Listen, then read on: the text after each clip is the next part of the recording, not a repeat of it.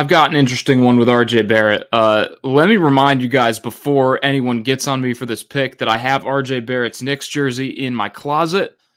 I was a huge RJ Barrett fan. Nothing changed when he was traded. That hurt me a little bit. I didn't want to see RJ Barrett go.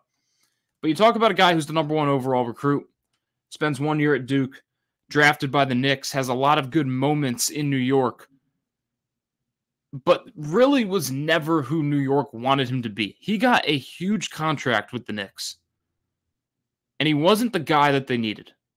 And it's pretty clear because they traded him and Emmanuel quickly and got OG Anunoby. You don't just trade someone who you think can be the star for OG Anunoby, someone who the Knicks now might even lose in free agency.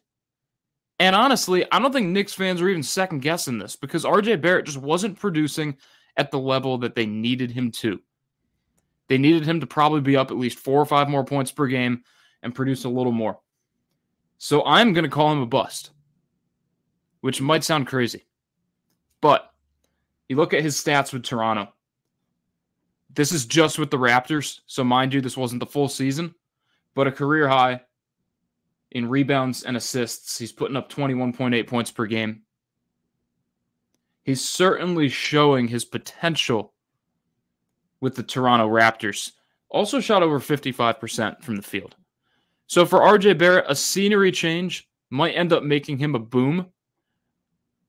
It's probably not fair for me to call him a bust, but you just look at the overall career, and obviously as a Knicks fan, I've watched like so many of these games, and you just know what the expectations of RJ Barrett were, and he did not meet those expectations. So maybe I'm calling it as a bust based on his tenure with the Knicks. His overall career, okay, he's a boom. He's not like there's been a lot worse players than RJ Barrett.